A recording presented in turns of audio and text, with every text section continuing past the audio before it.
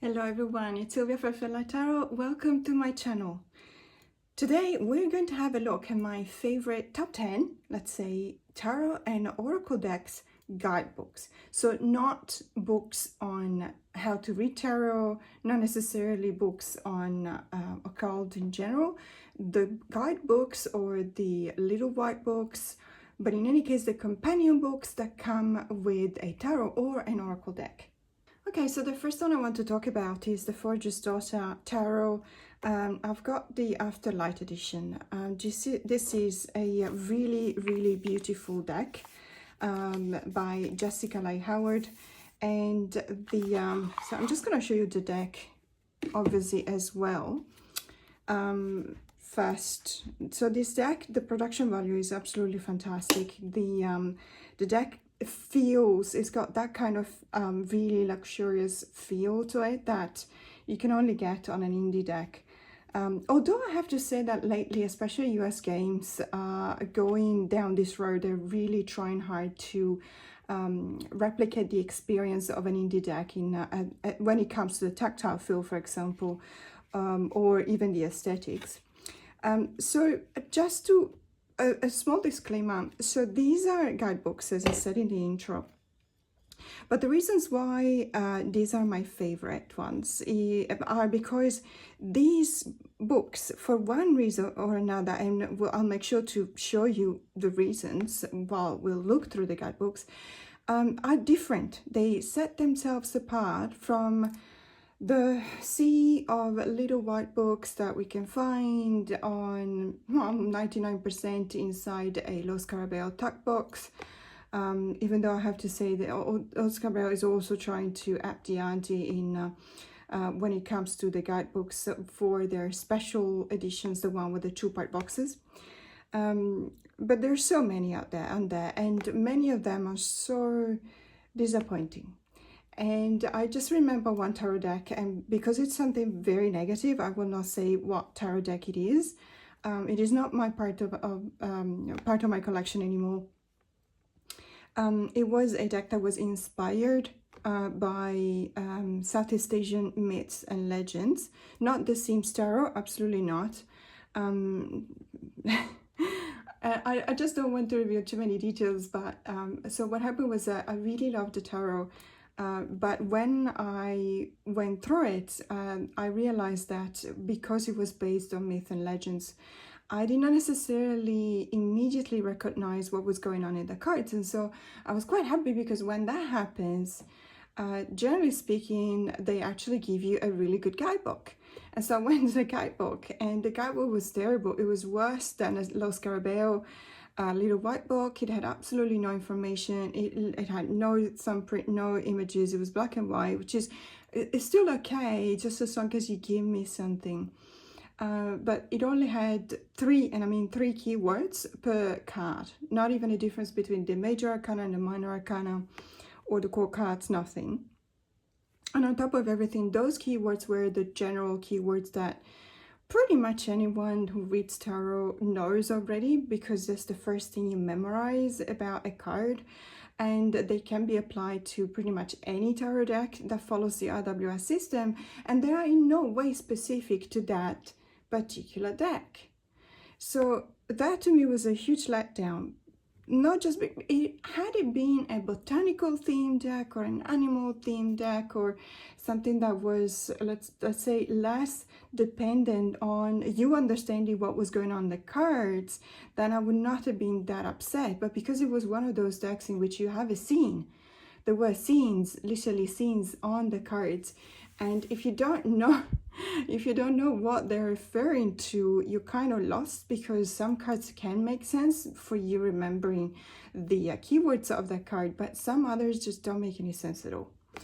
So that was, let's say, on a scale from 0 to 10, that was minus 20. And that was one of the reasons why I actually rehomed the deck. And that was an indie deck, so it shows you that sometimes, even when it's a mass market produced deck, it can actually have a really good guidebook. Or on the other hand, it also shows you that even an indie deck can have a very lazy kind of guidebook. These are not lazy by any means at all, the ones that I'm going to show you today. And as I said, I'm just going to declare my love for them by showing you the reason why I think that these sets themselves apart from all the other. So the deck, as I said, it's a very good production value. It's the very soft linen kind of finish. Really durable kind of cardstock, fans out like a charm, but it's not glossy because of the linen. And the artwork, of course, you can like or not like, or appreciate or not appreciate the artwork. It's very subjective, and it's something that we're all entitled to. So of course, if you don't like this artwork, absolutely fine. But the reasons why I wanted to show you this today as one of my favorite guidebooks is, well, first of all, look at this. This is absolutely fantastic. It even has a really good quality gold, almost glittery kind of gold gilding on the pages of the book. It's a hardcover. It's fully colored, as you can tell, and it's got an entire page for each and every card. Yes, even the minors. It's not super chunky, but let's see if I can tell you how many pages it's got. 183 pages. It's not bad, and I really enjoy everything that is in this book. So it was a very fantastic read, even though I have to say, because I didn't want to break the spine, and this is one of those books that obviously when you lay it flat you kind of break the spine, and I really didn't want to do that. So I had to be very careful, you know, just basically reading it like this. But that didn't take anything away from the experience. So you've got so much information here, and that's one of the reasons why this is one of my favorite companion books to a tarot deck. You got informations about the suits, the moon phases, which is quite interesting because we kind of know the moon phases, but these are actually associated with the court cards and the aces. So it's a new way to, let's say, look at your tarot deck and gather new information about the cards that you might not necessarily know, and it's actually very interesting. So I had a little bit of an idea of the let's say the growth of the evolution that takes place, you know, in the linear progression from the page towards the king. But I actually never associated that with the moon phases. And that is really interesting. So looking at new moon, because, well, I'm actually filming this video during the September new moon. So obviously I'm going to read this. So new moon, the new moon signifies the beginning of a cycle and the potential for growth and fulfillment. Find the new moon on ace cards.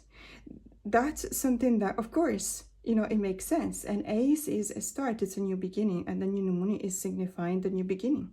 So the waxing crescent, it's related to the pages. The waxing quarter is related to the knights.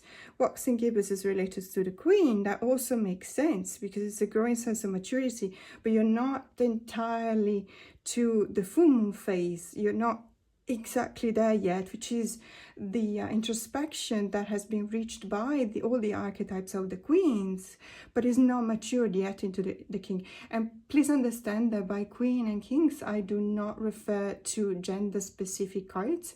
In tarot, it's more like an introspective energy that is the divine feminine represented by the queens, and the authority that you know, comes out of that when you take it upon yourself to actually give back to the community and mature into the fulfillment of the suit, which is represented by the king.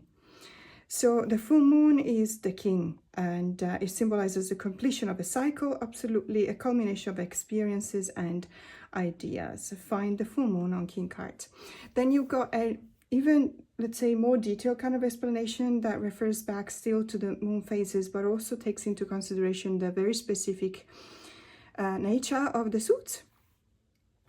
And you've got, for example, for the queens.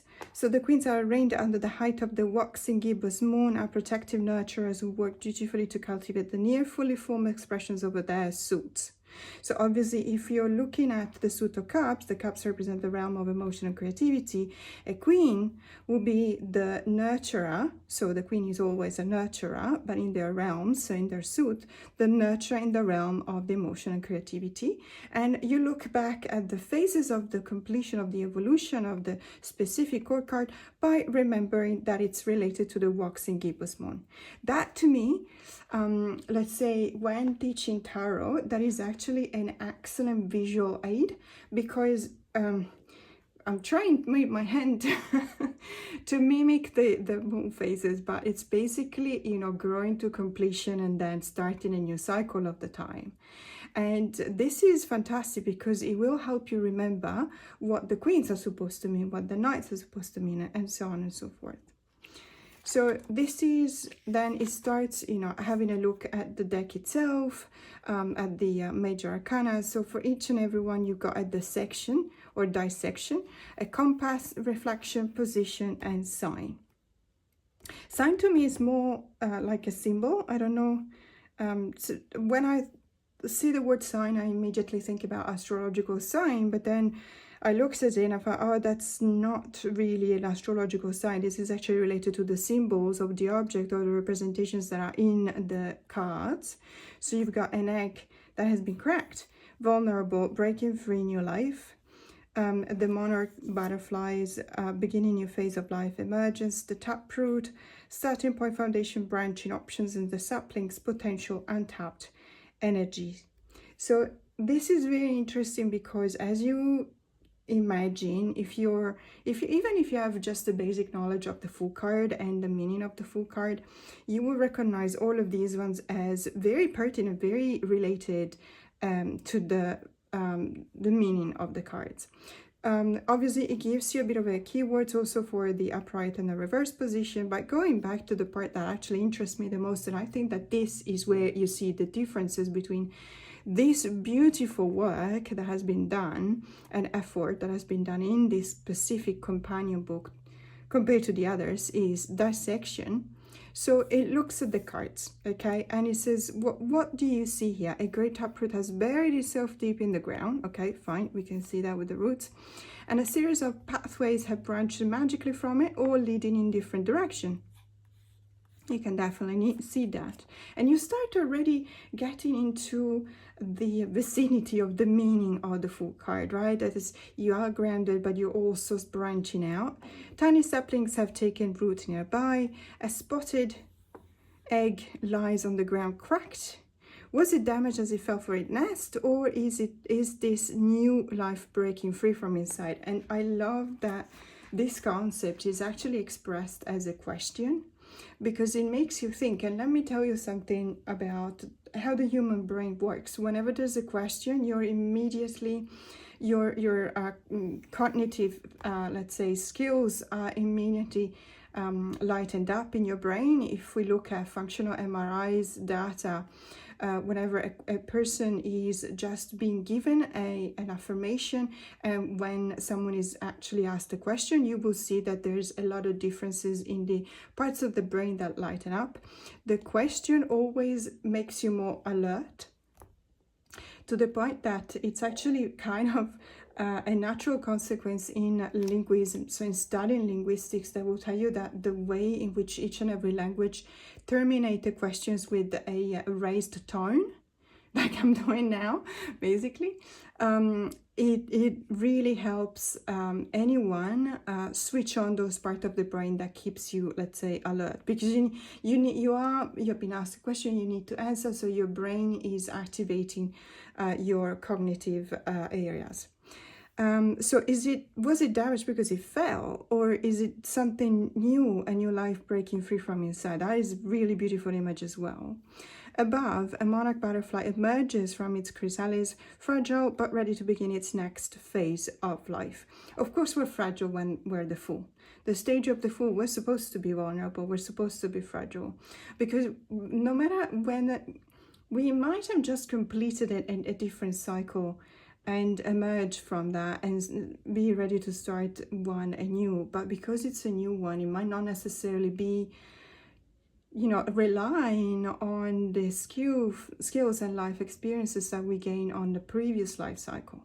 So we're always vulnerable at the beginning. Then the compass, so we talk about the cards now. The Fool represents embarking on a new path or journey. He stands at the beginning of a forked path where unlimited possibilities lay before him. So this is more or less after dissecting the card and the imagery, we talk about the actual meaning and the value of the Fool, and then reflection. As a child, I found many eggs on the ground. Some were intact, others were broken. There were also many fledglings that had fallen from their nests and would bounce helplessly in the grass. The egg is a potent symbol, and I think it represents the Fool perfectly. It speaks of new beginnings, emerging into a world completely unknown. It reflects vulnerability, but also the strength it takes to break free of your constraints. And I love this because I've said on a couple of videos ago, I think the way our brain works, sorry, today is going to be all about the brain. I don't know what's going on with me. But anyway, so I really believe that when you associate a story, a personal story, with the meaning of a card, it's actually a lot easier to store the memory in your hippocampus, because that's where your long-term memory is stored.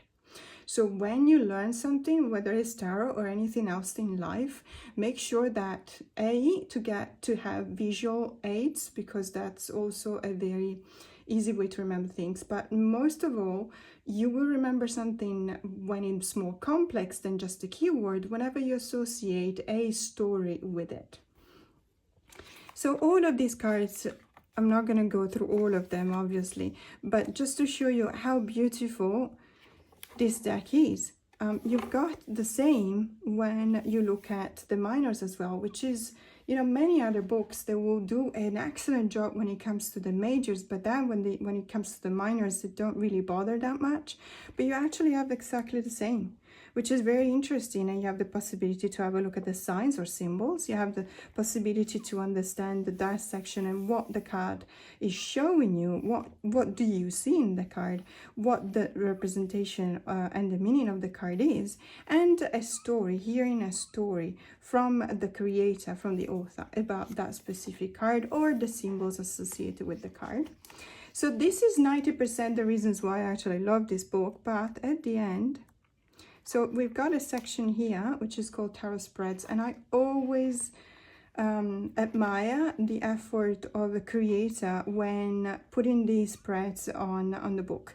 Because let me tell you something, when it comes to the interpretation of the cards, it's your duty as a creator to explain why you've chosen certain symbols to represent a certain meaning. So this part of the book, it's excellently made. It's really stunning. As I said, even the aesthetics are really, really beautiful. But this is where you see whether a creator actually knows what they're doing when they talk about tarot, because it's not that easy to create a spread. Even more difficult is to create a spread that actually works really well with the tarot deck you're selling with the spread, because let's face it, these are products, they're being sold.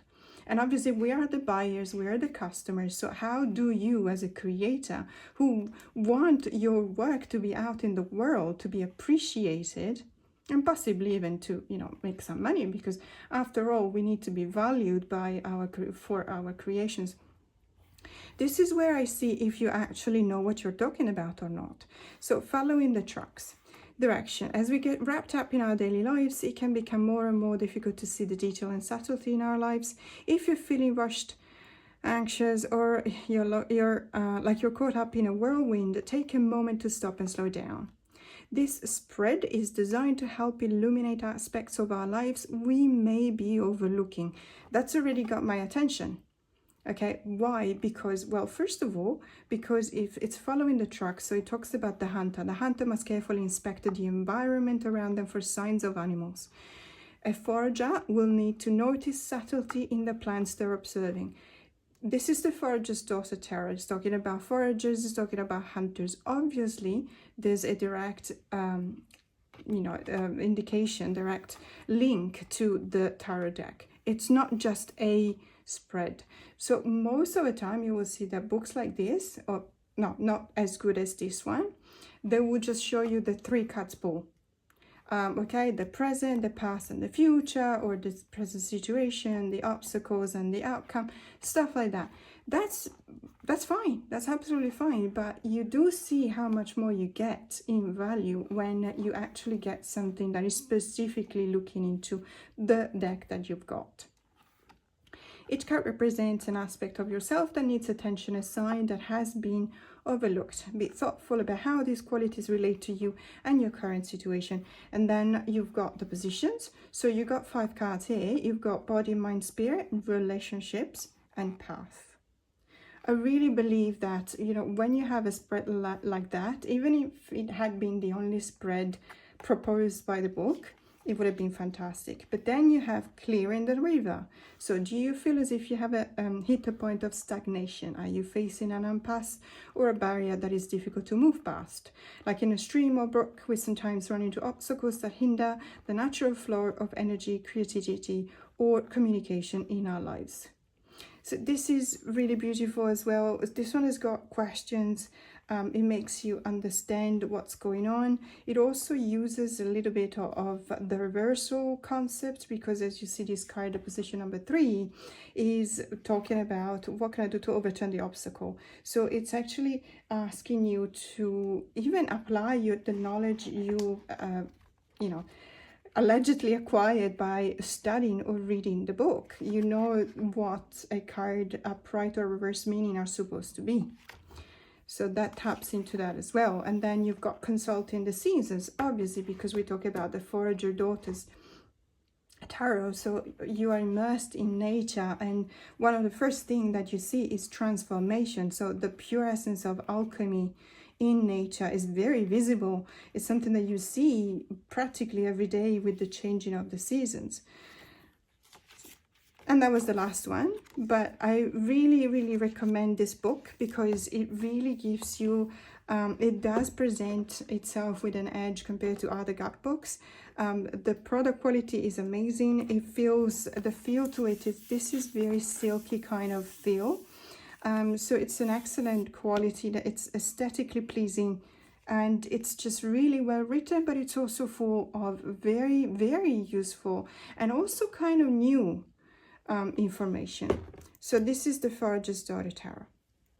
The next deck we're going to have a look at is a deck that I've shown a couple of videos ago because it entered my collection recently, even though I have been following the creator's Instagram page for a while, and that gave me the possibility to follow up firsthand the creative process and also literally the way in which they created the images and they took the photos of the images. This is the Tarot of the Drowning World. However, the companion book's title is Madame Lulu's Tarot du Monde Perdu. So this is, Le Monde Perdu is a lost world. That's a very, I really like this difference, the difference between the title of the tarot and the title of the book. It actually does say that this is a guidebook to the Tarot of the Drowning World by Sarah Faulkner. So by naming the companion book in a different way, slightly different way from the name of the tarot, this actually brings up already a bit of an edge, I believe, because there's another deck that does that, and I think it's the Forest of Enchantment. The book is called Forest of Enchantment, but the tarot is called the Enchanted Forest. I don't know whether that one is a Llewellyn tarot, and it's really beautiful, a very fey kind of energy. I don't know whether that was on purpose or not. I don't remember because I bought it quite some time ago. But what I mean with that is that obviously it is a choice, okay? It wasn't a mistake, clearly, because it's even saying that here. So it was a choice. So we need to ask ourselves, why did the authors, the creators, the writers, name or choose a different title for the book that goes with this tarot deck? Is it because they want to actually take, some kind of independence from the deck? Perhaps. So I really love this deck. It's a really beautiful, very quirky, but that's the kind of quirky deck that I really appreciate. The production value as well. It is also an indie deck. The production value is very good. This is the same kind of linen that you've seen in the Forager's Daughter's Tarot, the same kind of linen finish. Although I have to say that the cards, because they're bigger, they feel like they have a bit less or a slightly thinner core to them. I don't think that is the case. It's just obviously for the law of physics, when you have a larger surface, you will have less tension. So it's just, that's the way it is. It's beautiful. It's still really, really, really appealing to me ever since I saw it being made, or being created on Instagram. So this is obviously the drowning world. So the element of water and floating objects in the water is it's spread out in all of the cards. Just to give you an idea, because I remember specifically this this photo when it was taken, when it was organized and created. So the creators or the photographers went to this swamp or pond, which I don't necessarily know whether it's on the backyard of someone's place or they actually went into the wild to find it. They put some barriers around collecting in the swamp, collecting all the water inside in such a way that it was stagnant, so not moving still. And then, and it was very small, like the size of a bathtub, really. And then they started putting, all of these things inside. But obviously, because you have a different specific weight to all of this, they had to sometimes, for example, something was floating more, like for example, the flowers were floating more because they were much lighter than the plates. So somehow they had to compensate for that. It was a very interesting process. And all of these cards have been taken that way, all of them. Sometimes they had to put, so these are cups, for example, but some of them wouldn't stay like this because it's really difficult to have an object like a cup not only filling halfway through. So they had to put some device, flotation device, to just make them stay on the surface. Well, this, for example, is it looks like an actual coffin. For example, but just to give you an idea, this was more or less the size of, you can tell, obviously, these ones, this is zoomed out and this is zoomed in.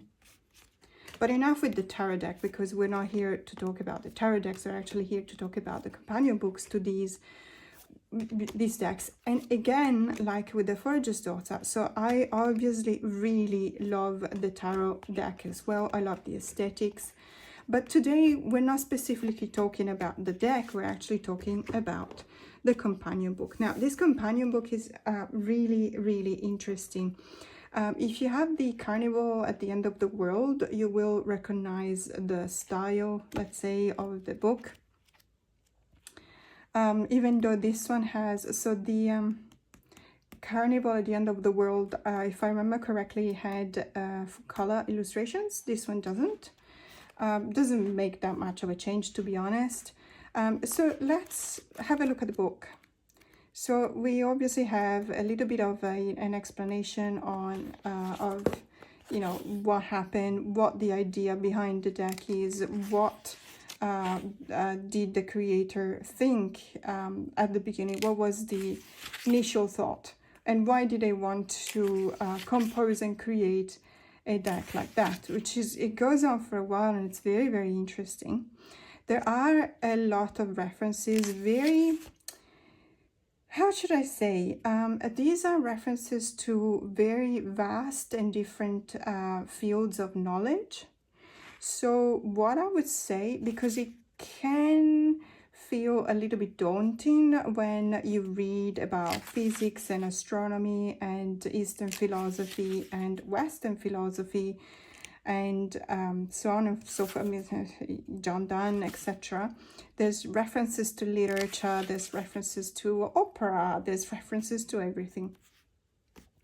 When you read something like that, it can be a little bit overwhelming and it can be a little bit daunting, because Well, personally, I know many of these references, but I don't know all of them. It doesn't scare me in the sense that I always know that, nowadays we can actually study a book like this without having to go to a library. You know what I mean? You just Google the references if you don't necessarily know them, and more or less you know that you'll find something quite reliable if you're careful of what you look for. But imagine, I don't know, 20, 30 years ago, this would have been something that you would have to carry with you in a library and just check on all the notes. Because it's something that is very, very, it goes very deep into pretty much anything it talks about, anything it refers back to. And then obviously we start with the cards themselves. I like it that even though it's a very almost academic, I would say, type of book or writing, the way in which it reads is very flowing. It's flowing really well. So you're not stumped, you're not actually drifting, your attention is not drifting off. So something like, I'm just going to give you one example. Here we go, number 0. Across an enormous section of the planet, Imperial Rome seemed an inexorable conquering, colonizing, occupying force for nearly 1,000 years. Until it wasn't. So you know what I mean? It's just, it actually keeps your attention going. It's very, it's got a lot of ups and downs, which is also something that, it prevents you to fall asleep, basically. It's not monotone. Anyone who's been studying at uni a boring subject will understand what I mean. It's always difficult to not fall asleep when you're studying something that is very monotone. But when you have these kind of ups and downs, then your interest is actually spiking. What I find that it's one of the reasons why I actually think this book is better than others is because we're actually looking at references to medicine and poison when associated to upright and reverse positions. So medicine is the upright and poison is the reversed. So let's have a look at what it says for the Fool. Medicine, the Fool's freedom is one of inherent and infinite potential. Untethered and unshackled, the Fool embarks on beginnings and new beginnings and escapes and escapades. The Fool is at liberty, yet also cheerfully accompanied.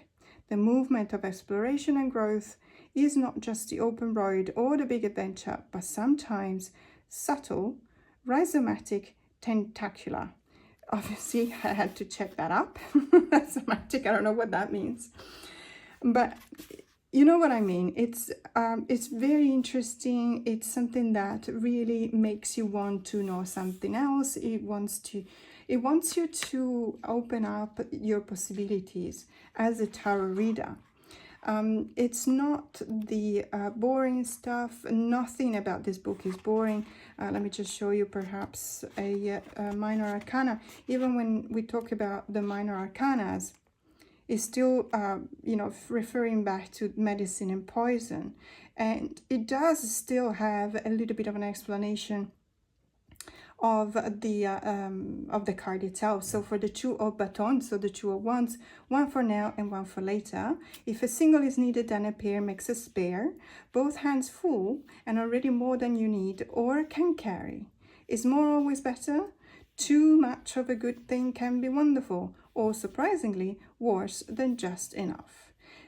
I love this sort of, it's almost like it was lyrical, almost rhyming kind of, it's a proposal for a thought, for a meditation, for, it makes you think, it makes you, it asks you if you believe something or the other. So the 2 of wands is being in 2 minds about what you've got already, and you're looking at it and it looks too small for you because you're evolving. Right, your world you're holding in your hands, and it's just become, at the beginning of your journey when you were a fool, it was a jump in the void because the world was bigger than you. It was bigger than what you can actually look at, and what it was going after beyond the horizon. Now the world is actually so small that you can hold it on the palm of your hand. So when it becomes that small, you're actually asking yourself, you're in that moment, because the 2 of Wands is not the 3 of Wands yet. So you haven't set sails, but you're wondering whether you should stay or you should go. And that's a really beautiful reflection on that. I really, really love this book. It reads like a book as well. It's not just a companion book to the tarot. Now, this one, I don't think it's got any kind of spread. No, it doesn't have any kind of spread. It's precisely, I think, because it really wants to be that kind of book you use for studying. And that's absolutely fine. I would have loved to have a bit of the possibility to have a specific kind of spread for the tarot deck. But it's really fine. It's the value of this book is just incredible, and I'm really happy that I finally decided to get the tarot, because this one came with the deck. Or actually, let me think. I purchased it together, but I think you can, if you go to their website, which I will obviously link in the description box below, you'll be able to see whether you can buy just the book or just the deck, or 2 of them together. But I highly recommend this one. Even on its own, it's a fantastic book. The next deck is the Elemental Tarot. Now, this is the indie edition that was so generally gifted by one of you wonderful souls. And it's been on my desk ever since I got it, because it's very, very, very interesting. It's the Elemental Tarot. I think now it's also a mass market deck, so you can actually get it for a very reasonable price. However, this is the edition from 1988. And so I'm being very careful not to ruin the cards, because I will be gutted. Because it's such an amazing deck, an amazing, beautiful deck, very interesting, with so much, you know, to look for in this deck. If you're familiar with it, so it's still called the Elemental Tarot, even in the mass market edition. Obviously, as the name suggests, is a deck that really refers back to the elements of alchemy. And it's a very interesting approach because of the associations between the elements, of course, the Elemental Tarot, but also the presence of, well, the symbols, for example, in the cards, but also the references to either keywords or deity, okay, gods and goddesses.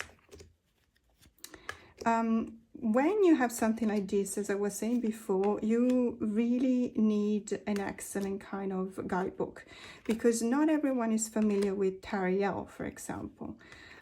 So you obviously need something to at least remind you what the story is, what the symbology is referring to, and so on and so forth.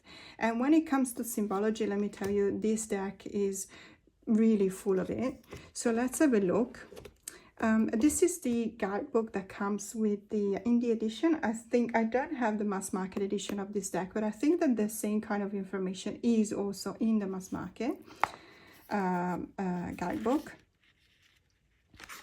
So in the introduction, as always, we get to know the reason behind the creation of this deck, why the deck has taken that particular kind of path in, you know, in referring back to the elements and to alchemy.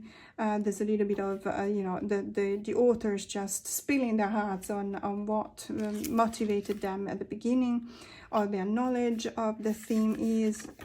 And we also we start to get a little bit into the alchemy of the deck itself, with a different kind of symbology of what we're used to. As you can tell, just the element of fire refers back to the normal symbology we're used to. The others have a symbology, let me tell you, that was actually also very familiar in the start of the of alchemy. These were the original symbols, but depending on the tradition, you have the other symbols as well, the ones we're more used to. So the major arcana, you start with the full potential, and you know, it refers back to a symbol. So if you haven't memorized it yet, it refers back to the symbol of the spirit. and you got a keyword. You do have a small black and white thumbprint of the card, and you have an actual description. So in this case, on a tiny island, a carefree youth leans against a great tree. The island symbolizes individuality, safety, and isolation. The tree is life and knowledge. The trunk is the same color as the boy. They are one entity. The boy gazes up into the rich foliage of the tree, whose fruits are symbols of the 5 elements, and so on and so forth. Now, I want to draw your attention on the fact that this is from 1988, when tarot wasn't, so the creators, weren't specifically benchmarking themselves against a CEO production of tarot and oracle decks. So they didn't necessarily know what the tarot reader community wanted to find in a companion book. So this is a really monumental effort to me, because nowadays you just look at TarotTube and you Google best guidebooks, and when you're a creator, and you go through them and you see, the Forager's Daughter, everyone really likes the guidebook in the Forager's Daughter tarot. Okay, let's make something similar, or let's at least compare my idea of a tarot companion book to that one that is most popular. But back then in 1988 you couldn't do that. So all of this is really the information that the authors or the creators actually thought that was very essential, very important for a tarot reader to know when using their decks. So we have a reference back to the planets, Uranus and Neptune, idealism and inspiration. I am the unlearned and they can learn from me. The roots of one's abilities, talents, and potential. I have made a decision to start afresh. I am open. So this is an affirmation. So you've got a little bit of information. You got the description of the card. You got a reference to the alchemical element on the card. You got a planetary reference as well. And you have a couple of keywords, and you also have an affirmation. And this goes on for the whole deck. Now, because, let's have a look, for example, 8 of Earth, Mountain, because I was saying that there were references to, let's say, gods and goddesses. For example, for the 8 of Earth, we have a reference to Tai Yue Tati, Chinese Emperor of the Eastern Peak. So there's as we've seen before, there is a little bit of description on the card, and the references to the planets, the keywords, and also an affirmation at the bottom. So you kind of need to do your further research, because obviously it does give you the name and as a short explanation of who this person was, but it doesn't necessarily tell you what this person has done. Even though in many cases you can imagine what the reason why, why do we have the reference Bochicha, Colombian creator god, for the 4 of Earth? Now, 4 of Earth obviously being Pentacles. That's because the 4 of Earth shows you the way to achieve that kind of financial stability. So obviously referring back to the creation or the achievement. Even here in the inspirational quote, you've got achievement of financial and material security. So it's a very interesting approach to all of these personalities, let's say. And it's something that really teaches you something. So it's one of those companion books that, even though, it comes from, as I said, 1988, so quite a while ago, it still has that kind of information that you would find nowadays in a deck. Then at the back of the book, you've got reading the cards, you got positive and negative, you got preparation, a little bit of an indication on how to do that. And this is where, obviously you have the Celtic cross spread. Because back then it was probably one of the very few spreads that were very popular, in the tarot readers community, and you did not feel like you had a necessity to come up with your own spread, or with a spread that would actually look back at the specific tarot deck and be tailored, after that. Sample reading, which is always very interesting to see. I'm always reading the way in which others interpret the cards, because it can give me new idea on how to read myself. But then you also have something very specific. So you got the elemental spread. Obviously, you got fire, earth, air, water, and the spirit. So referring back to the elements, it says fire is what I want to do. Earth is what do I have that can help. Air is what do I think about it. Water is how do I feel about it. And spirit, how will it turn out? So as you can tell, it's very elemental. Obviously, it's something that is very fluid in the knowledge. When you do have that kind of basic, knowledge of how to read elements in tarot, you will definitely look at the suits, at the minor suits, and you will always imagine them as the fire is referring to something that you're actually doing. Earth is the means to achieve that. Air is what, think about it, absolutely. And water is how you feel about it. Now, spirit, it depends on how you read the elements, of course, if you believe in ether or spirit or not.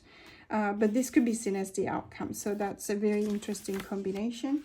Then you've got the astrological spread with the references going back to all of the houses. You probably need to know what the houses refer back to. No, it actually says that here. Okay, fair enough. A quickie to the cards. That's also really interesting because you've got the card name with the keywords, even though I don't necessarily... So because you're referring back to your potential, your abilities, etc., it's not necessarily like that for me. It's not always referred back to you. As a matter of fact, I do believe that it's more referred to you in some cases when it's the fool's journey up to the hangman or the hanged one, and then it takes on a more general, more cosmic kind of interpretation. So, but that's just me, perhaps. But this is really interesting. So you've got the minor arcanas divided by the suits. And also this is one of the reasons why, probably the most important reason why I actually chose this companion book to show you today is these symbols. I really, really like these symbols. Many of these are actual symbols that you can find in ancient cultures. For example, hieroglyphs, and it's very interesting to me. I really, really enjoy this. Further readings, it gives you an idea on what else to study, to improve your knowledge. And that was it. It's, as I said, 1988, absolutely incredible, the Elemental Tarot. And the next companion book to a tarot deck that I want to show you today is the Cosmic Cards, a Modern Astrology and Tarot Guide by Macy Bristol. The illustrations are by Orla Bird, who's also the creator of the Avisomnia Tarot. And if you know that tarot deck, you'll definitely recognize the style. So let me just be clear 100%.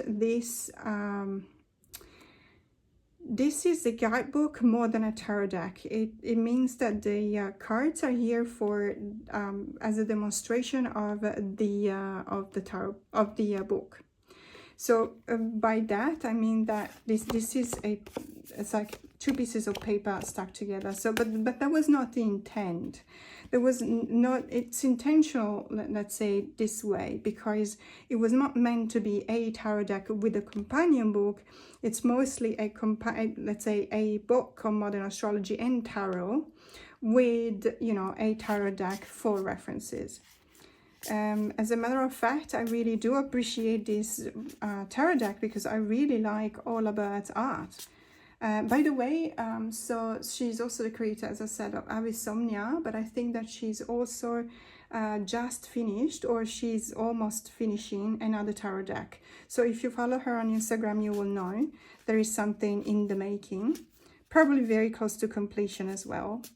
So the reason why this deck, or rather this companion book, or this actual book, let's say, is one of the ones that really sets itself apart, from all of the other books, is because it's got so much references back to astrology that it can also be used by a beginner before embarking upon the adventure of the Deccan Walk. If you are a complete beginner on astrology, you may be a little bit overwhelmed by the deck and walk because you kind of need to know a few things.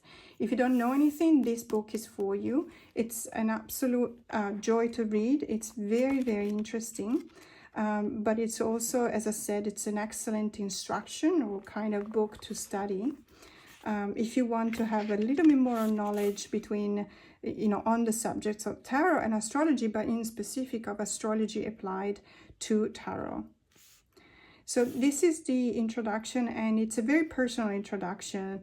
It's really, it reads as if someone was actually talking to you, like having a chat, which makes it even better because obviously you really feel like listening in.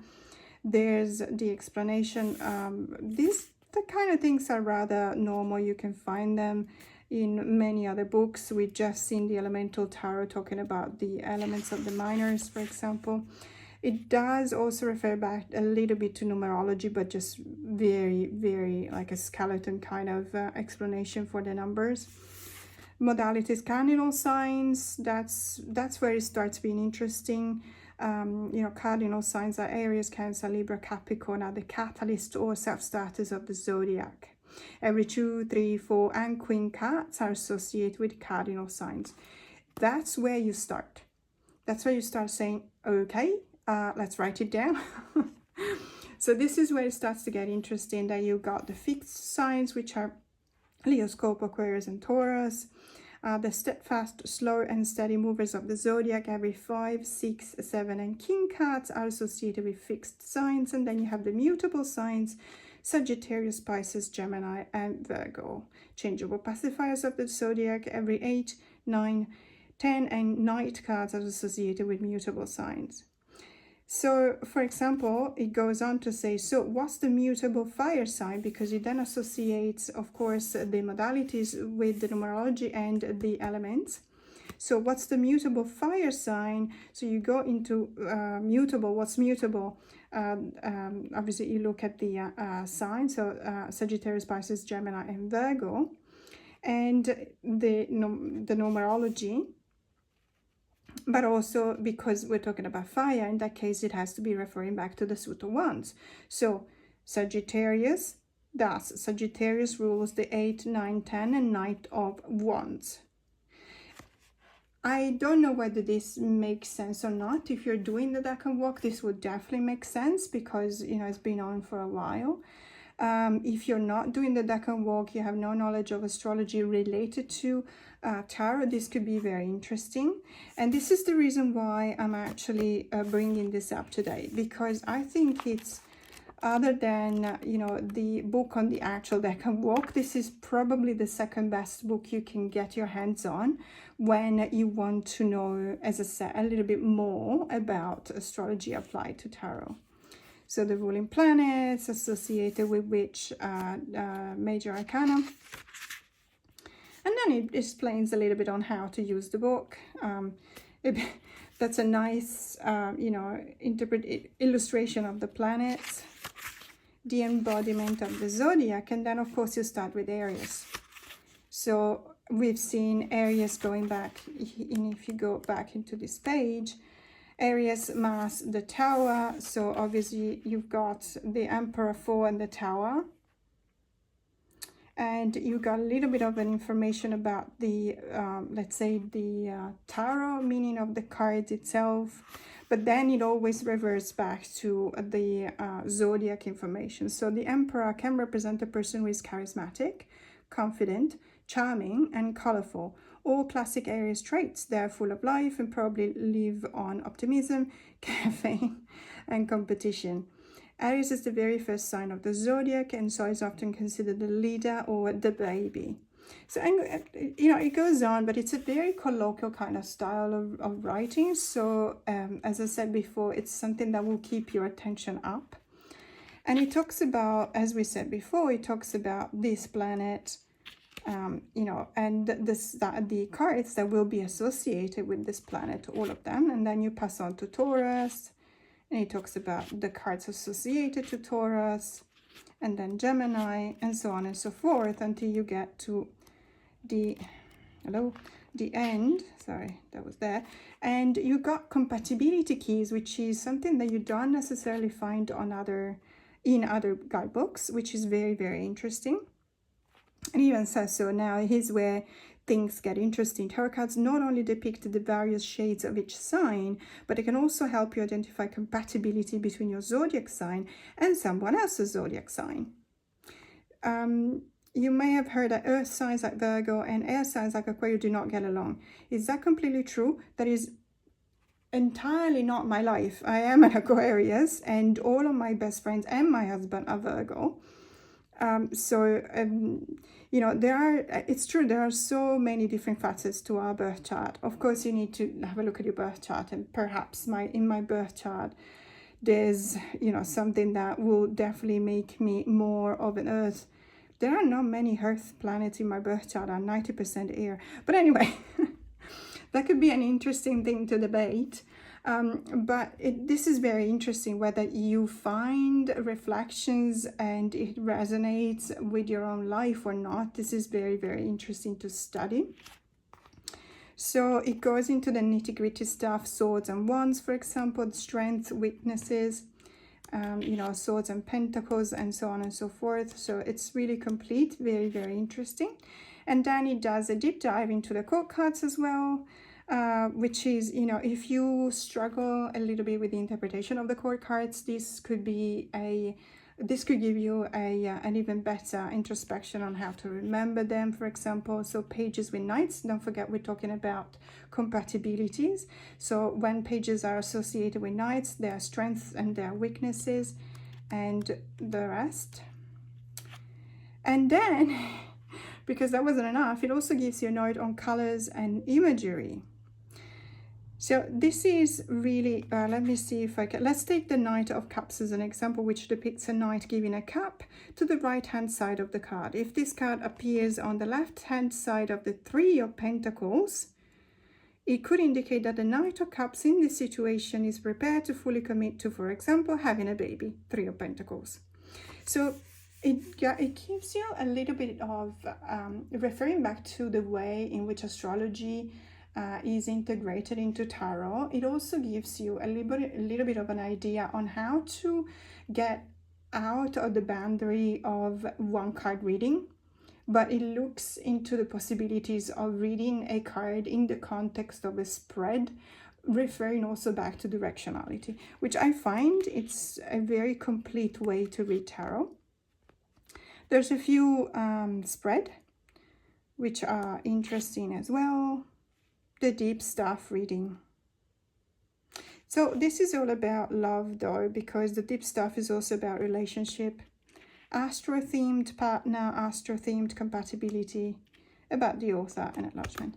This is a fantastic book. I highly recommend it. It's obviously, you need to keep in mind that you're buying the book and you're getting a tarot deck, you know, with the book, not the other way around, because otherwise, if you think you're getting a really good tarot deck, you're going to be in for a big surprise. It's a beautiful, absolutely gorgeous artwork. As I was saying, I really love all of Albert's artwork. I absolutely love the Avisomnia because of its simplicity, but the way in which the lines are actually you know, telling a story, and they're also uniting. It's almost as if they were actually grouping up all of the elements and the symbols in the cards, which is common to the Avisomnia. This is really beautiful as an Ace of Wands. So you'll see the major arcanas are actually a darker kind of purple rather than a lavender color. It's a beautiful deck, but it's not the quality. The High Priestess is absolutely gorgeous. It's not the quality you want in a deck. This kind of deck is also really prone to damages, because whenever you shuffle it, really, imagine just having something cut out, a cardboard cutout. That's what you need to set your mind on to when you buy this book, because the deck comes with the book, not vice versa. But it's absolutely fantastic. So the Cosmic Cards. But let's talk about this book. I mean, this book is everything. It's everything. I've talked about this book and deck before. It's the Book of Shadows, An Alchemist's Story by Andrea Aste. The book is absolutely gorgeous. It's like a mix between a comic book, a study book, a companion tarot book. It's a bit of everything, and it's got well, the names, of course, Andrea, Sir John Matthew, Sasha Graham, and Rena George. That's because Andrea is actually interviewing. For example, there's a really interesting interview to Rena George. But just to give you an idea, if you don't know, this deck is also a deck that I featured in my Tarot in Colors video, because it is one of my most saturated decks, and I absolutely love it, because saturated is not always synonym of, you know, a good color palette. But this one not only has got really vibrant colors and very saturated ones, but also really good combination of color palette. I love this moon card. It's absolutely gorgeous. So you probably recognize this art style. Andrea has produced another couple of deck. One is called the Tarot of Light and Shadow, which I don't have, but I really want to have a look at because it's also a mass market deck. This is an indie deck. And then there was the Lost Code of Tarot, which was a Lo Scarabeo, let's say, deluxe edition that has gone out of print. It's very hard to find, but I was lucky enough to actually find a completely new factory seal copy in a remote bookstore in Bangkok. And so I was really happy to find it. And the art style is very similar. The other decks are not full color. This one is, and it's just, I absolutely love it. I mean, look at the World card. It's so beautiful. So let's talk about the guidebook, because this is what we're here for today. It's one incredible adventure. You are literally stepping into a world. It's, I don't want to say something like Disney World, because it almost feels as if it had negative connotation, but it actually does not. Because to me, saying you're stepping into a Disney World is not referring back to the crowded Disney World and Disneyland parks, full of tourists and screaming kids. To me, it's more like the adventure. So instead of Disney World, I would say Disney movie. Let's put it this way, even though obviously it's not a Disney production. It's just to give you an idea of what to expect if you're not familiar already with this book and with Andrea's work. So it really starts like that, you know, it throws you, it's so beautiful. It throws you into the world, and it talks about the Book of Shadows, and it says it really reminds you of a tradition of his books that started with the Lost Code of Tarot, in which the idea behind that deck was, and this is the Lost Code of Tarot. The idea behind the deck was that someone at a certain point during a treasure hunt, they found the lost code of tarot, and they're looking into this discovery, and, you know, interviewing famous personalities in the tarot community. There's also an actual documentary or film by Andrea, and I think you can, there you go, there is on his channel on YouTube. You can actually have a look at it. If I find this, I'll actually link it in the description box below, because it's absolutely incredible.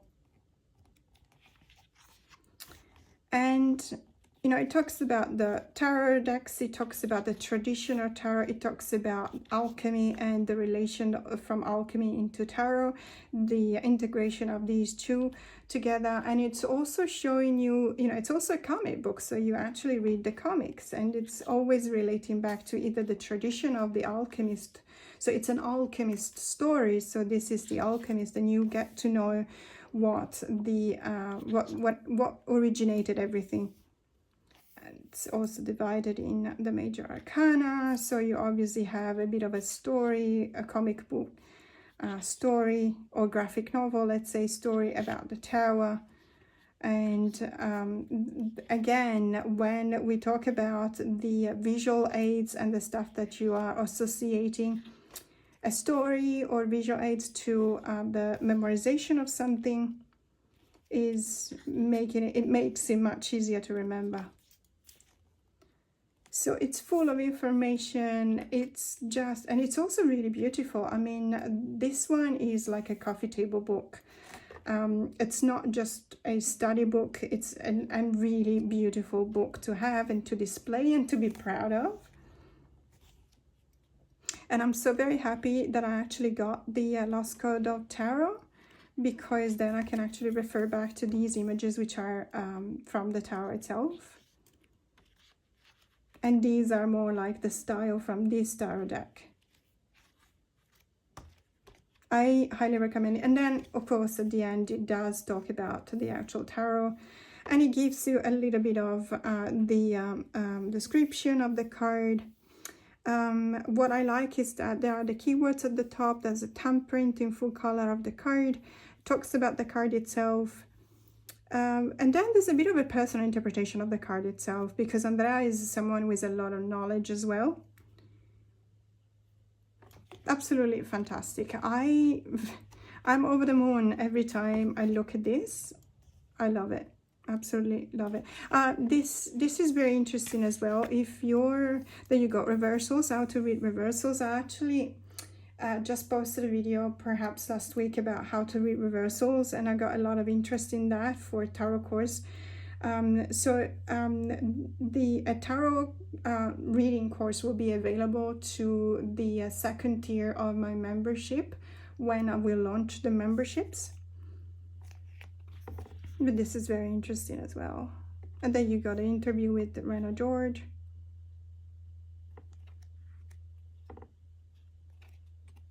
And a few spreads. Absolutely gorgeous. This is an amazing product. So the Book of Shadows and Alchemist's Story. And now we're going to talk about Oracle decks, because I really believe that really good companion books are not just for tarot decks, but also for Oracle decks. And in specific, I also wanted to show you a mass market deck, because I believe that you don't necessarily have to spend a lot of money on a deck and buy an indie deck to find a really good guidebook. For example, this one is the Modern Nirvana Oracle by Jennifer Sodini, and this is the Oracle deck. Apart from the fact that I absolutely adore the art style, it's really beautiful, very stylish, very evocative, resonates a lot with the keywords. The color palette is just dreamy. I love the boat card. Well, that's one of the reasons why I actually brought this up as my favorite companion book, is because of the description of the boat card. Because basically you can tell that, you know, the boat is rocking because the waves are high and you're really struggling. And right now it feels as if you're on your own. You know, on top of everything, you're on this really weak looking kind of boat that can capsize at any moment. And because that wasn't enough, it's actually, there's an eclipse and there's a cloud and it's actually raining, but it's not raining everywhere, it's just raining on you. So I really like also the interpretation of the card, not just the actual art style and the images. There's a lot of sigils as well, if you're into sigils, although sigils are a very personal thing, I find. I didn't used to think that way, but I don't know, I feel like there's a very different interpretation in the last 10 years of what a sigil actually is. So sigils started because they were the Enochian alphabet. So sigils were supposed to be the way in which angels were communicating. But now I've seen people literally just writing sigils by writing a word, for example, to manifest that concept, and taking away, you know, writing letters stacking them one on top of the other, and taking away fragments of the letters and calling that a sigil, which is absolutely fine. But it's just a different concept than what I used to think of sigils. Now, obviously, there's a whole discipline, a whole study about sigils, but there's also a whole study about sigils as referred back to the language of the angels. In any case, it's something really interesting that, you know, we can stay here and talk about it forever, because I don't necessarily think that there's a right or wrong way to look at them. What I wanted to show you though is this book. So I've heard a lot of people saying that they broke the spine. Mine cracks all the time, really cracks, as you can tell, as you can hear. But it never actually broke in the sense that I never had any, the pages coming off, for example, which is, you know, I don't know whether it says anything about the sturdiness of the book, perhaps, or perhaps the way in which I'm actually using it. So being very mindful not to break it, because I wouldn't want to. But this is the boat card, and I just wanted to read what it says here. Mastering others is strength. Mastering yourself is true power. Lao Tzu. Your boat will sink only by allowing water from the outside. And that already tells you a lot. Regardless of any storm on the horizon, unless you allow the waves to fill your boat or create holes within your boat itself, you will rise. Don't misinterpret the weather or waters or as anything other than the environment you may be currently sailing through. In time, the tide will settle, the clouds will part, and the sun will rise and shine again. Nothing is permanent, and nothing is introduced into your life by accident. And there's, you know, also a mantra at the end. Now, I believe that when you write something like this, you really think about it. It's a great effort by whomever's been writing this, because it's not just that kind of affirmation card you can find in an oracle that makes you feel better. It's something that is not just reflected in the image of the card, but it's also something that it speaks like it's something really true. So it really resonates with a lot of us, and I really appreciate that. And I will tell you that even if you go through each and every one of the cards, which I'm not going to do because otherwise we're going to stay here for another 5 hours, you will see that that kind of wisdom is present in all of the cards. So it's a, let's say, it's a very complete kind of effort that has been made in creating this book. And that's the reason why, amongst all of my oracle decks, of course, there's other oracles that I might like even better when it comes to the words, the keywords, or perhaps the imagery. But this is one of my favorite ones because of the way in which it relates back between the images, the keywords, and the explanation of the cards in the guidebook. So this is the Mother Nirvana Oracle. The next companion book I want to talk about is The Devas of Creation, Working with the Energies of the Universe by Silla Conway, which is accompanied by this deck.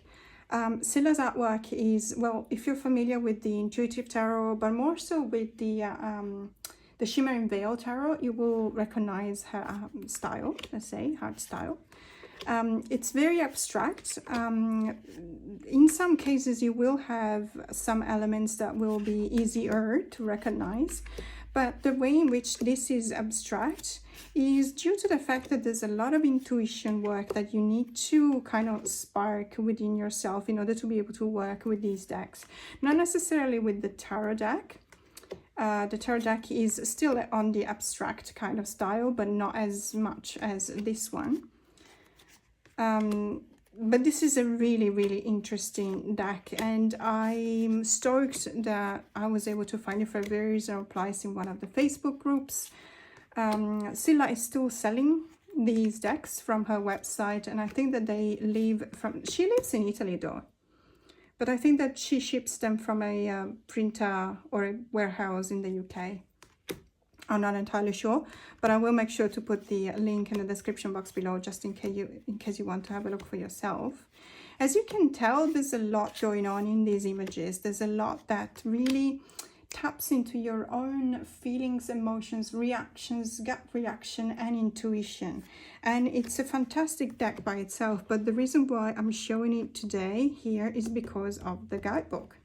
So the Devas of Creation is divided into, let's see if so it gives you a little bit of an introduction. It talks about the term Deva is a Sanskrit word meaning shiny one. It has more of an animistic slant than our more familiar term angel, which comes from the Greek angelos, meaning messenger. The Devas are primordial energies, invisible energy patterns in the universe, which contain the blueprints for every aspect of existence, from the smallest subatomic particle to the universe itself.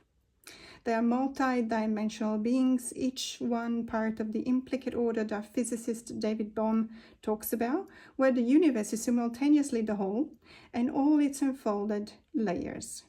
So basically, it gives you a little bit of a concept of an introduction about the subject of the matter, so the devas of creation. Suggestions on how to work with the devas. The devas were first described in Sanskrit literature around 6,000 years ago. They were seen as deities, only a little less powerful than the source itself. The most important devas are Indra, Agni, Vayu, Shiva, Vishnu, and Rudra. If you're familiar with Hinduism, if you've been to India, you will recognize many of these names. If you're familiar with the art, for example, in southern India especially, you will be very familiar with the concept expressed when looking at the concept of devas. There's a lot of references here, so it's really important. You don't have to read all of the references and all of the books and the bibliography, but it does help to know a little bit more about the devas, because it is a very it's a concept that does not necessarily it's not necessarily part of our past. In my experience, for example, in my own personal life, I never so I come from Europe, I come from Italy, my origins were in Italy, so obviously I do not share these in my past. I do not know what devas, I never knew what devas were. It's only when I started traveling, when I started comparing myself to others and trying and integrate the cultures and have developed an interest in other cultures that I actually stumbled upon this term.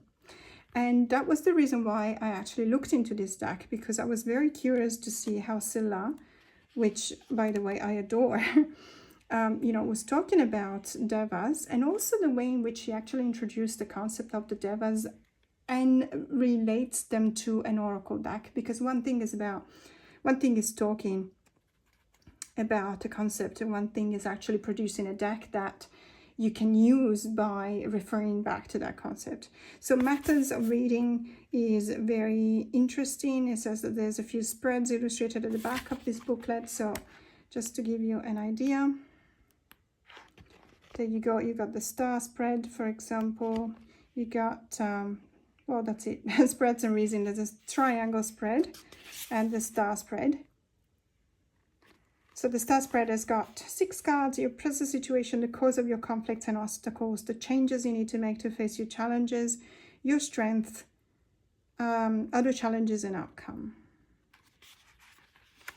And then of course you've got the cards. So it really, well, it gives you a little bit of a category or definition, or just a way to divide the cards in groups. So we got the source, first emanation, second emanation, third, fourth, and fifth.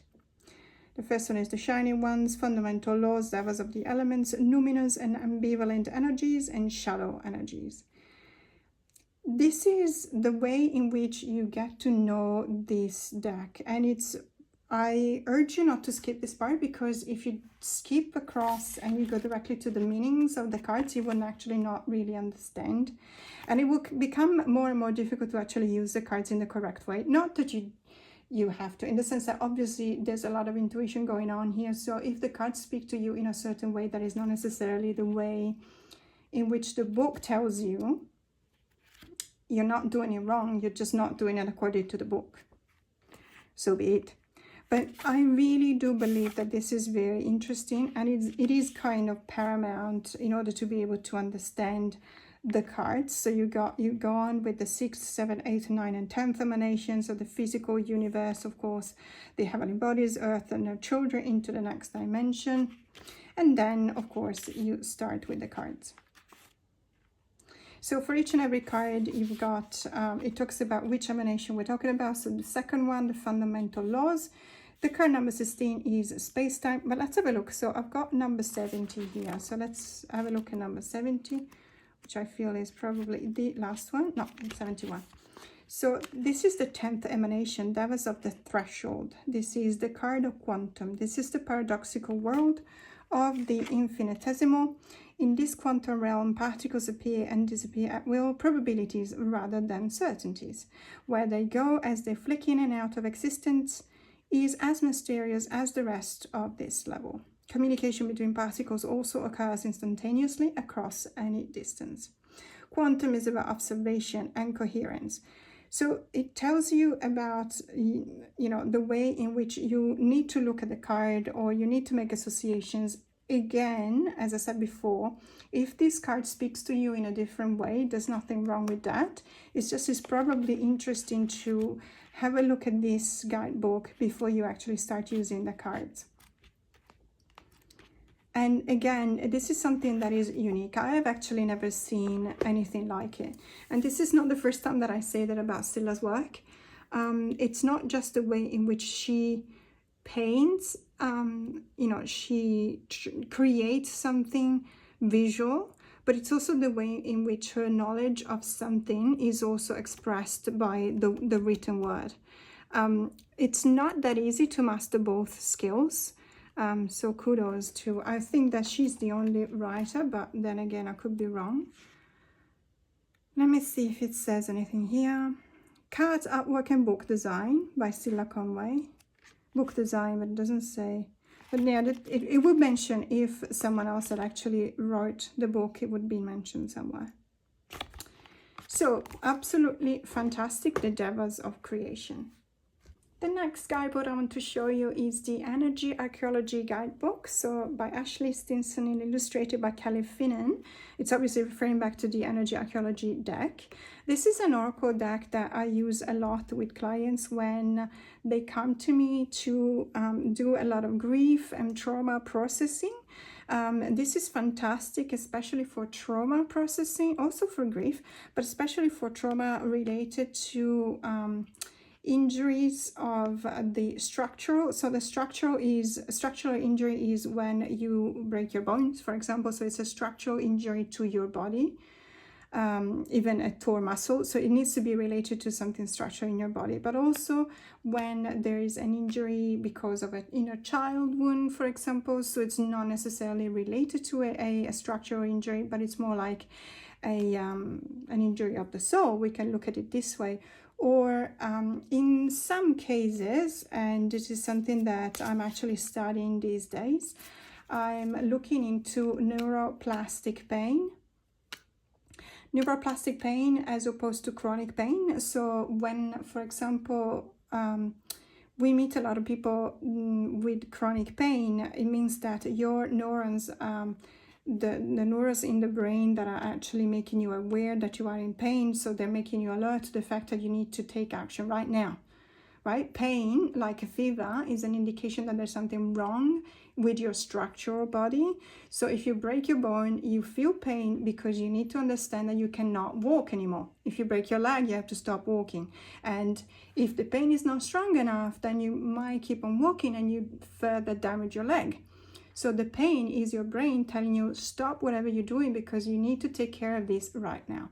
So this is a very simplistic way of explaining it. But the areas that lit up in, again, we're talking about the brain again. In a functional MRI, for example, the part of the brain that lit up when we're talking about structural pain are different from the areas lit up when we're talking about chronic pain. This is why we now call it neuroplastic pain. So it's referred back to the fact that those neurons that are firing up when they feel pain are not the same that are firing up when you break a bone, when you have a structural pain. This, I don't draw any conclusion from this. I am a sufferer from chronic pain. I have been since I was 33, so a while. But it is kind of innovative the way in which we can use the instruments that technology is giving us in order to be able to, venture an hypothesis. And then from this hypothesis, we can actually start trying a few treatments to see how we can get rid of chronic pain, because it is a plague of this century. There's no two ways around that. This deck, if you have chronic pain, you will be doing a lot of work and you want to do some work with me. This deck is what I use for sufferers of chronic pain because it really gives you an excellent insight on how to view the images, refer back to the bone represented in the images and the keyword related to that. It's also a very beautiful deck, you know, as an aside. It's also a really beautiful deck. It's got, I like the artwork, I like the color palette, I like the references between the natural world and the way in which our bones are actually immersed into that. There's a lot of references that are very uplifting. I wanted to say definitely uplifting. And some of the cards are my favorite. I mean, look at this one, it's just absolutely gorgeous. So again, we're not here just to talk about the deck.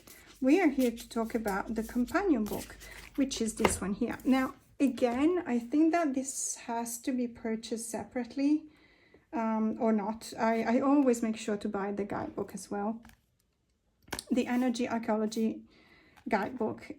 It's just fantastic when you do that kind of work I've talked about so far.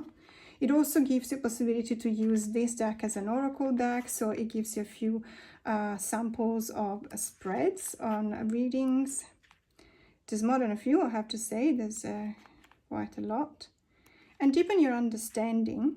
So we talk about bones and we talk about anatomy. We talk about bone alchemy. Bone and alchemy don't necessarily sound like two concepts that can go together, but I can assure you that they do. And you do see this kind of diagram. You see it a lot when you study alchemy. It's the way in which alchemy is looking back at the structural body. So anatomy. So we're talking about archetypal energies and the elements in your body, which is very interesting. So the energy pathways, that is, when I saw this page, how can I say? You know, when we're talking about areas of the brains that lit up, when I saw this page, if someone had done an fMRI on my brain, they would have seen my whole brain going berserk. Because I actually really relate to this. I really believe that there is a lot of what we call energy pathway. So it's in alchemy, you will see it says, as above, so below, but as within, so without. So it starts from the concept that something originates in yourself and then it finds its way outside of yourself, creating a pathway that you may decide to follow. But looking at your body can actually determine whether the path is the right one for you or not. But you can also, if you have a very specific injury in some of these areas, you can actually see the correspondences between the obstacles that you find in your pathway related to the area damaged. So, for example, I broke my back. I've said that a couple of times. I need to find the right card. Okay, so I fractured a couple of things, but let's focus on the sacrum. So the sacrum has the keyword belonging. Okay, your sacrum, a place of confluence, accepts only your belonging, so you can accept and embrace it too. You got references to the elements, so properties, element air, of course. Imbalance, community, gathered, seen, so you belong. Out of balance, overlooked, out of place, so you don't belong. Associated cards, attachment, connection, inheritance, release, resonance. Let me tell you, this is personal. Of course, it's my personal approach and my personal experience. When I broke my back, the one thing that I really focused on was the fact that I was the only one to whom that had happened. I was in a group and I was surfing and I lost my footing, got caught in the wave, and I just literally smashed my back on the rocks.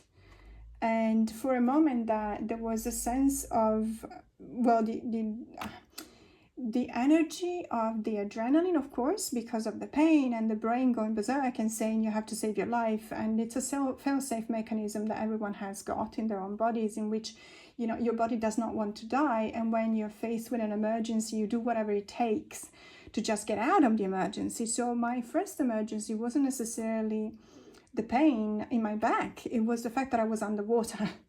And so my brain was like, it literally made me feel less the pain on my back in order for me to move out of the water, because I didn't want to drown. So obviously, once I was out of the water, everything else just exploded. I was in a world of pain and I couldn't even move, and I needed help. I couldn't even, I mean, I went to rehab for a year, okay? So obviously you can imagine, I'm not here to just, you know, cry on myself. It's just something that happened. It happens to a lot of people that sustain injuries, and I see a lot of clients coming to me with a lot of these kind of injuries. And one thing that I always say immediately, even before we start kind of an interview or intake, is you're not alone. And that was one thing that it took me ages. It took me a long time to understand, because I felt isolated. I felt like I was singled out. I felt like I was the one that had been punished by nature for whatever it was that I felt that I had done or not do. And I was, you don't want to be that kid. You don't want to be that person. You want to belong, right? If you're in a group, you want to be like the others. You may be slightly different, but your differences, you don't want your differences to set you apart, because then you'll be lonely. And I was set apart. I was lonely. I was not belonging, because everyone started to walk as if they were walking on eggshells around me.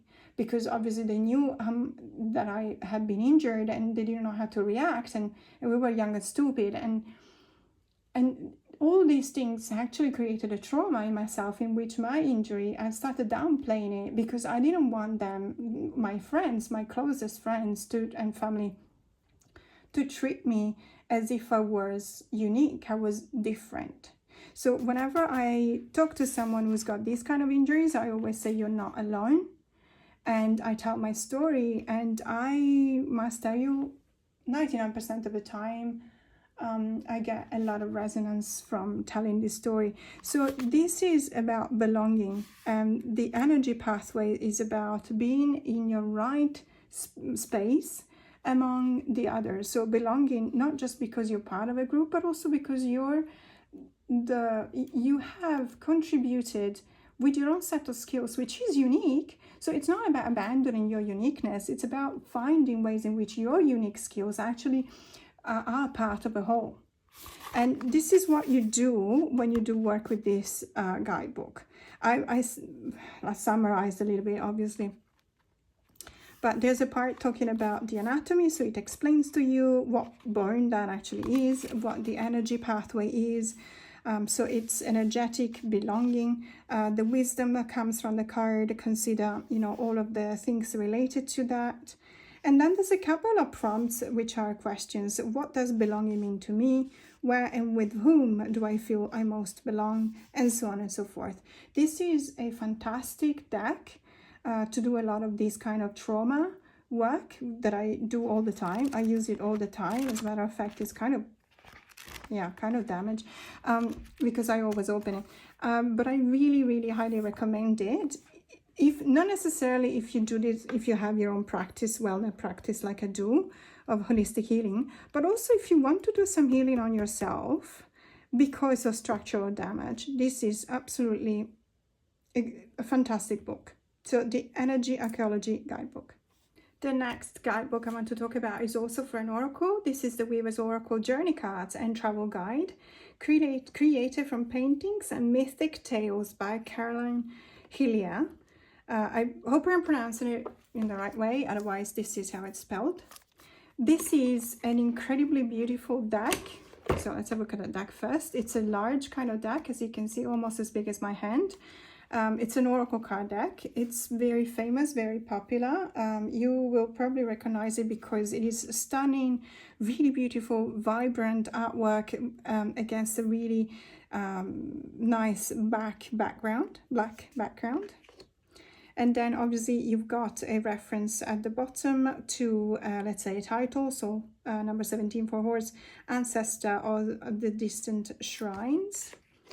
Braid, Odonovan of the bear claw, Odonovan of the berry pouch, the Halloween woman. That's so beautiful, silence. So this deck is gorgeous, not just because the paintings are gorgeous. I'm really in love with this kind of art. It's so vibrant, it's so piercing. It's, I don't know whether you can tell through the lens, but these characters really break the fourth wall. They look directly at you, not just by the position, but also because of the vibrancy that they have. And I absolutely adore each and every one of these characters. They really give me that sense of ancestors' wisdom that this deck is all about. But they also give me that kind of sense of safety, of creating a safe space around me in such a way that I can actually feel at home and be able to open myself to understand what the guidance is coming from these cards and the reading of these cards. So this is a really beautiful deck. Let's have a look at the guidebook. Now this is a very special kind of guidebook in the sense that it's bound this way, which I really like, because it means that you can open it and then you can turn it this way, you can flip it, or it opens flat. In many cases I really love it when a book opens flat, because you don't have to keep it down or keep it open.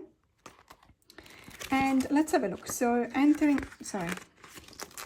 there's a bit of a, this is from 2016. I honestly have to apologize because I don't necessarily know whether it's still in print or not, but there is a website here. So I will make sure to link it in the description box below. You've got all the titles of the cards with the name as well. There's also further travels in Oracle lands, so there's mention to other Oracle decks as well. So entering the weaving house. This is a bit of an introduction about the weavers and why is it called the Weaver's Oracle? How long did it take to actually come to the creation or literally the birth of this deck? And it says, I think it's 3 decades, 30 years, from the anchoring of the first images into this spiraling sequence of paintings. Obviously, because this is referring back to a very shamanic heavy kind of deck, it also needs to have that power of intent and manifestation that you cannot just do by drawing a card or painting something. It really has to have that whole ceremonial kind of rites that you enter upon when you embark upon that journey, which is the discovery of what your innate power, really. So it talks about laying out the clans and the tribes, the strand cord that bundle the clans, the guardian clan, earth clan. So it really talks about all of the cards in such a way that it almost appears as if it was describing a society. It's describing the very specific role of each and every one of these characters into that society, into that tribe, literally. And then you've got what they call an oracle map. So it does divide all of the cards into clans or tribes. And for each and every card, you also have a little bit of a explanation of the role of the person, of the character. So for, say, edge, the number 3 edge, so it's got a cardinal point reference to the west. Odonovan of the lost drum, she is guardian of the land, and so on and so forth. So these are the guardian. Then you've got the earth clan, blood, life, bone, loom, and death. So the tribe of East Weavers, and then it divides them because obviously you did have the references to the cardinal points here, so it divides them by their cardinal points. And then you have a very detailed explanation for each and every card. So you go back, we just read the number 3, so let's jump to number 3. 3, Edge, Odonovan of the lost drum, she is guardian of the land, her yarn. So the story about the card, the character, what's it famous for, what's it known for, what the role of the character is. And also, let's say her braid, that's a bit of a references to the symbology of the card, cloth, and then you pass to another card. I really enjoyed reading this. I read this already a couple of times because at first you need to find your way around this. It's not necessarily straightforward. I believe that this deck is used by many. I've seen this used in Tarot Tube or in the tarot community in general by a lot of people, thinking that it feels like a crone kind of energy. I tend to agree. However, I don't actually use it for crone, to tap into crone energy. I actually use it to tap into shamanic energy, and that's, to me, it's a more vast concept than crone. So you have the crone energy within the shamanic energy. That's the way I see it. But again, as I said, if you see it in a different way, it doesn't mean that my way is right and yours is wrong, or vice versa. It's just very much the way in which we approach a deck, or a certain kind of pathway that determines the way in which we also read and use these cards. But absolutely recommend the Weaver's Oracle Journey Cards and Travel Guide. And we finally reached the last one of my favorite guidebooks, and it's a bit of a cheat because it's not necessarily a guidebook. So let me explain. So this is the Red Seeds 3 Oracle Cards by Linda Hill. I absolutely adore Linda's artwork. She's made, well, obviously the Red Seeds 1 and 2, but also the Red Seeds Tarot, and also the Red Threads Tarot, which is very recent. And I'm actually looking into her website these days to see how much the shipping is, to try and see whether someone else in Australia wants to buy it and we can combine the shipment, because it's not cheap. This deck, let me say, I've shown this deck before, let me say it again, it's a very high quality kind of deck. It's a bit of on the stiff side, in the sense that it's rather thick, and it's also large, also to be an oracle deck. But the way in which the cards feel in your hand is just absolutely fantastic. It really gives you a sense of solidity, okay, how solid this deck is. And working with it, it's a pleasure. It's really a pleasure. So this deck is the number 3. Number 3 was conceived during the lockdown, or during the pandemic. So you'll see a lot of references here to the pandemic. There's nudity. I really love this artwork, and it really, the way in which the cards start with the sentence "I am" and then they give you a keyword really resonate with me. I am renewal, I am naked, I am imperfection, I'm awesome, and so on and so forth. It's a really beautiful, really beautiful. The color palette is amazing. You know, the artwork is, the nudity itself is not a confrontational nudity. It's a kind of nudity that it comes from the acceptance of how we actually look. There is imperfection. There is indeed drama, but that imperfection is what makes that unique. So we need to, you see, I am viral.